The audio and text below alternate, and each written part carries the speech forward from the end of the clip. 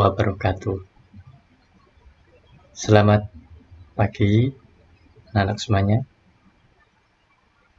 Alhamdulillah, pada kesempatan hari ini kita masih bisa bertemu meskipun dalam jarak jauh secara daring. Anak-anak semuanya, pada masa pandemi ini, marilah kita jaga kesehatan kita. Ikuti protokol kesehatan agar kita semuanya terhindar dari virus COVID-19 dan kita juga akan memutus mata rantai virus tersebut. Bapak berharap kalian tetap semangat untuk belajar,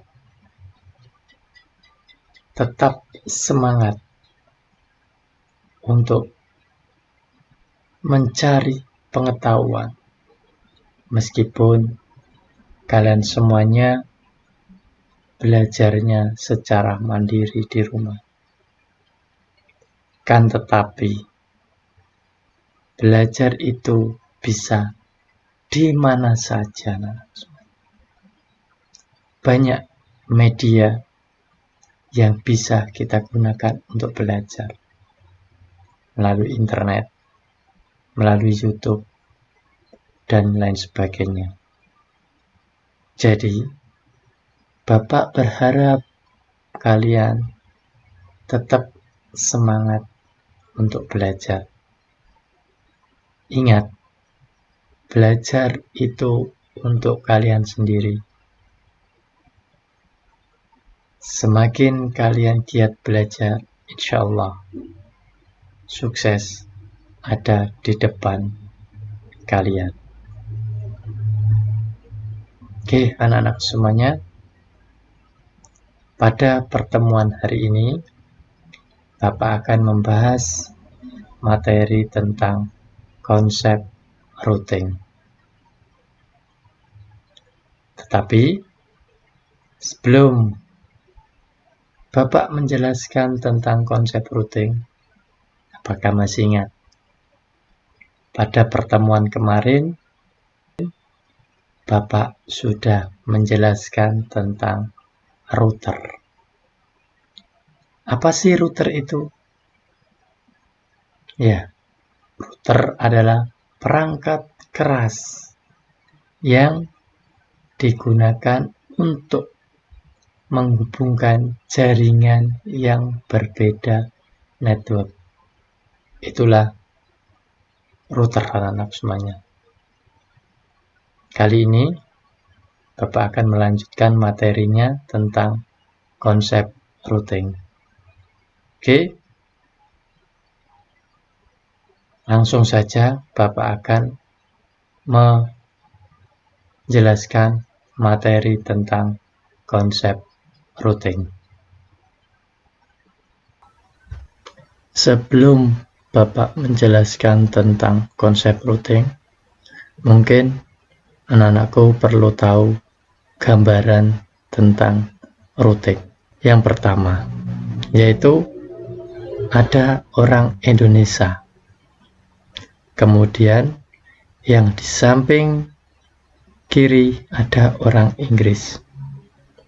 Antara orang Indonesia dengan orang Inggris, dia tidak bisa saling berkomunikasi. Karena apa? Karena dia tidak mengerti bahasa dari masing-masing orang tersebut. Agar bisa berkomunikasi, kira-kira bagaimana anak-anak? Tentunya agar bisa saling berkomunikasi, orang Indonesia dengan orang Inggris membutuhkan perantara, membutuhkan media.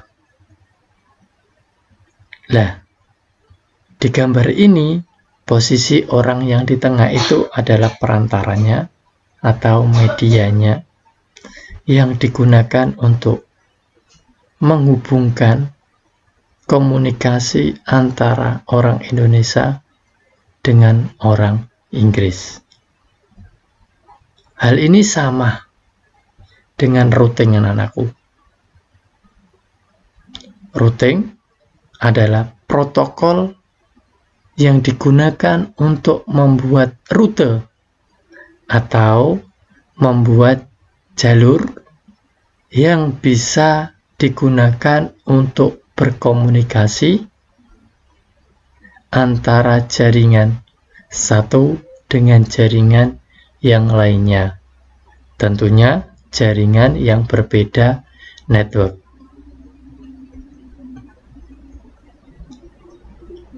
Oke, sebelum saya lanjutkan ke materi tentang routing, itu tadi gambarannya.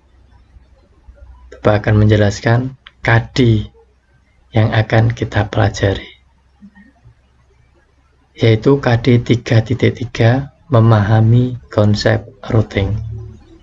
Kemudian 4.3 mengkaji jenis-jenis routing. Itu KD yang akan kita pelajari. Kemudian indikator pencapaian kompetensi, yaitu yang pertama 3.3.1 menerapkan konsep routing. Yang kedua 4.3.1 menguraikan konsep routing dan jenis routing. Adapun tujuannya yaitu setelah mengamati modul tentang konsep routing, peserta didik dapat menerapkan konsep routing dengan benar. Yang kedua, setelah menerapkan konsep routing, tentunya dengan benar, peserta didik dapat menguraikan konsep routing dan jenis routing dengan tepat. Itulah tujuan dari pembelajaran kali ini. Yang pertama, saya jelaskan tentang pengertian routing. Nah, ini.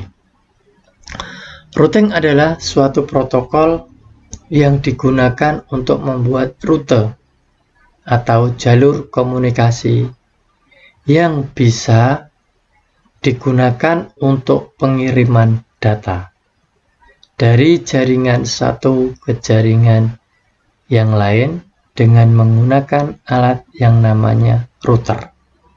Jadi, router itu adalah perangkat kerasnya. Kemudian routing adalah protokol yang digunakan untuk membuat rute atau jalur. Perhatikan gambar yang ada di depan itu.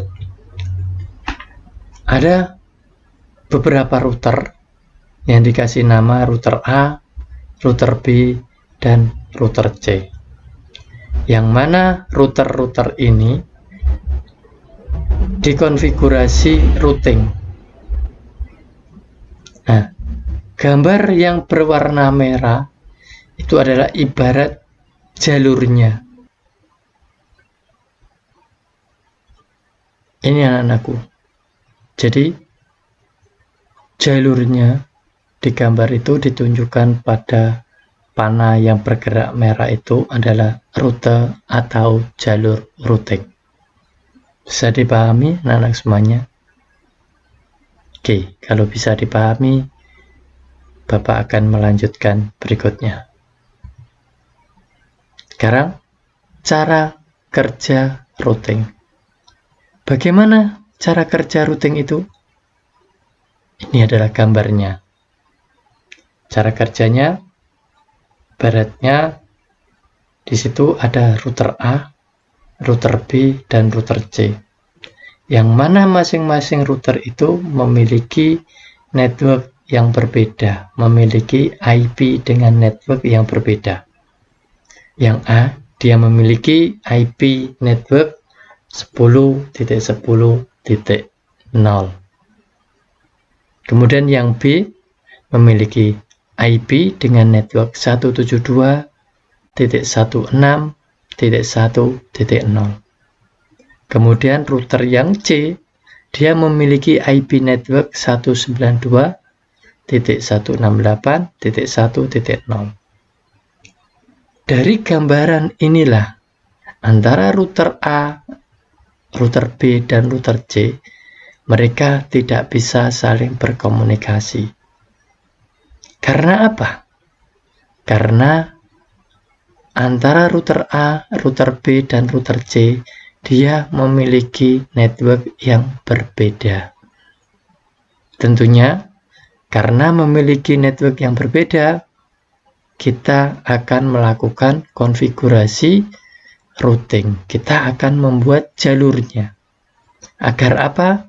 Agar antara router A, router B, dan router C bisa saling berkomunikasi. Cara kerja routing yaitu membuat jalur atau rute dari jaringan satu ke jaringan yang lain yang berbeda segmen atau berbeda network. Lanjut. Manfaat routing. Manfaat yang pertama yaitu memberikan informasi jalur mana yang harus dilewati oleh paket data berdasarkan tabel routing. Fungsi yang kedua, membuka atau menutup jalur dari sebuah paket data. Kemudian manfaat yang ketiga, membantu router dalam melakukan konfigurasi dari alamat IP router. Yang keempat, mencegah terjadinya kesalahan pengiriman paket data. Jenis routing. Jenis routing berdasarkan sifatnya dibagi menjadi 3. Yang pertama yaitu routing default atau minimal routing. Yang kedua, routing static atau manual. Dan yang ketiga adalah routing dinamis atau dikonfigurasi secara otomatis. Default routing. Default routing adalah suatu proses mengirim paket data secara manual yang memiliki satu output. Ini adalah gambarnya. Ada router A. Kemudian antara router tersebut terhubung dengan switch dan switch terhubung dengan PC. Perhatikan gambar yang ada. Yang mana router terhubung dengan switch dengan IP 192.168.10.1. Kemudian switch, tentunya komputer yang terhubung ke switch, dia akan menerima IP yang satu network. Itu kalau dikonfigurasi secara DHCP. Tapi kalau dikonfigurasi secara statik, tentunya kliennya, PC-nya ya diberikan IP yang satu network dengan router yang terhubung ke switch itu. Jadi default routing biasanya digunakan dalam jaringan yang memiliki satu output atau digunakan secara lokal. Lanjut, static routing. Static routing adalah proses konfigurasi rute secara manual dengan menggunakan tabel routing. Yang perlu diperhatikan, jika ada perubahan topologi jaringan, maka administrator jaringan harus melakukan setting ulang pada jaringan tersebut. Inilah gambaran dari routing statis, yang mana seorang administrator harus melakukan konfigurasi secara manual dengan perintah IP root, kemudian alamat destination, kemudian subnet mask, kemudian gateway. Atau bisa kita konfigurasi menggunakan exit interface. Kalau kita konfigurasi menggunakan exit interface, perintahnya adalah IP router, kemudian alamat destination, kemudian netmask, kemudian interface yang terhubung pada PC tersebut. Lanjut, cara kerja dari static routing. Cara kerja yang pertama yaitu 1. Proses konfigurasi routing secara manual. Ya, proses konfigurasinya dilakukan secara manual oleh seorang administrator jaringan. Kemudian yang kedua, proses routing berdasarkan informasi yang ada dalam tabel routing. Kemudian yang ketiga, bila ada perubahan topologi jaringan, konfigurasi routing harus disetting ulang sama administrator jaringan. Kemudian dynamic routing. Dynamic routing adalah routing yang dilakukan oleh router dengan cara membuat jalur komunikasi data secara otomatis. Adapun beberapa protokol yang ada di dalam dynamic routing antara lain sebagai contoh adalah OSPF, RIP, dan tentunya masih ada beberapa protokol lagi yang ada di dynamic routing. Protokol routing. Nah, ini adalah protokol-protokol yang ada pada routing dinamik.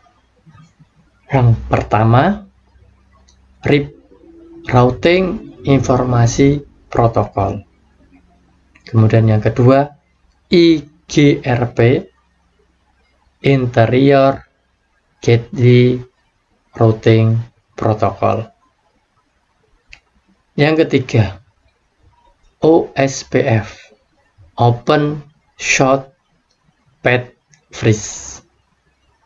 Kemudian yang keempat, EIGRP, Enhanced Interior Gateway Routing Protocol.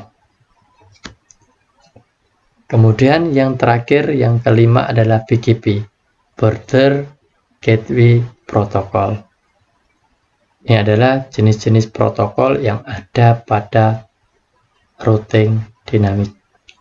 RIP, protokol routing yang pertama yaitu RIP, routing informasi protokol, merupakan routing protokol jenis distinct vector.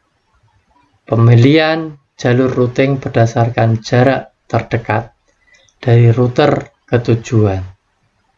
Jarak dari router ke tujuan ini disebut dengan hop count. Sedangkan jarak antara router disebut hop. RIP terdiri dari versi 1 dan versi 2. Protokol routing yang kedua, IGRP, Interior Gateway Routing Protocol, merupakan routing protokol menggunakan beberapa parameter yang kemudian dikalkulasi sehingga menghasilkan hasil yang akan digunakan untuk menentukan jalur routing.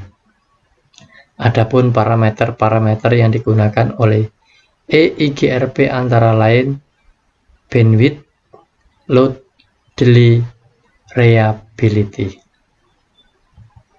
Kemudian selanjutnya, protokol OSPF, Open Short Path Freeze, adalah protokol routing otomatis yang mampu menjaga, mengatur, dan mendistribusikan informasi routing antara network mengikuti setiap perubahan jaringan secara dinamis, autonomous system.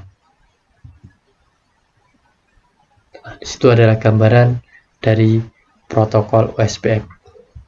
Kemudian yang keempat, IGRP, Sheet Interior Gateway Routing Protocol, adalah routing protokol yang hanya diadopsi dari router Cisco, atau sering disebut sebagai properti protokol pada Cisco, di mana IGRP ini hanya bisa digunakan sesama router Cisco saja, dan routing ini tidak didukung dalam jenis router yang lain.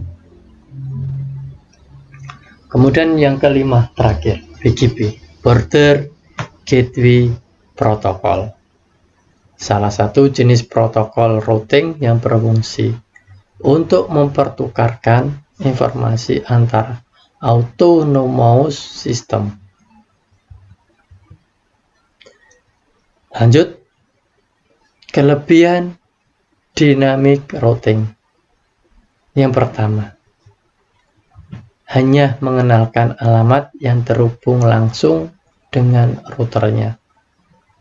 Yang kedua, jika terdapat penambahan suatu network baru, maka semua router tidak perlu mengkonfigurasi, hanya router-router yang berkaitan yang akan melakukan konfigurasi ulang.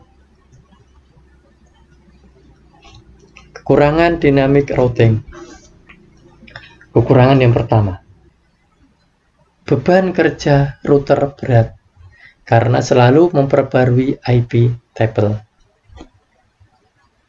Yang kedua, kecepatan pengenalan dan kelengkapan IP table lambat karena router akan melakukan broadcast ke semua router sampai ada IP table yang cocok. Yang ketiga, setelah dikonfigurasi selesai, router harus menunggu beberapa saat agar setiap router dapat semua. Setelah konfigurasi selesai, router harus menunggu beberapa saat agar setiap router mendapatkan semua alamat IP yang tersedia. Itulah kekurangan dari dynamic routing. Kesimpulan pada hari ini, setelah kita mempelajari tentang konsep routing, yaitu yang pertama, routing adalah proses pengiriman data maupun informasi dengan meneruskan paket data yang dikirim dari jaringan satu ke jaringan lainnya. Yang kedua, cara kerja routing adalah membuat jalur atau rute dari jaringan satu ke jaringan yang lain, baik secara statik maupun dinamik. Yang ketiga, jenis-jenis routing berdasarkan sifat routing. Routing default, routing statik, dan routing dinamik. Itulah anak-anakku kesimpulan yang bisa kita dapat setelah kita mempelajari tentang konsep routing. Saya kira cukup sekian apa yang bisa saya sampaikan. Sekali lagi, tetap semangat belajar. Semoga kita semua tetap dalam keadaan sehat dan tetap dalam perlindungan Allah Subhanahu wa Ta'ala dari wabah virus COVID-19. Sekian dan terima kasih. Assalamualaikum warahmatullahi wabarakatuh. Sampai berjumpa pada pertemuan yang akan datang. Terima kasih.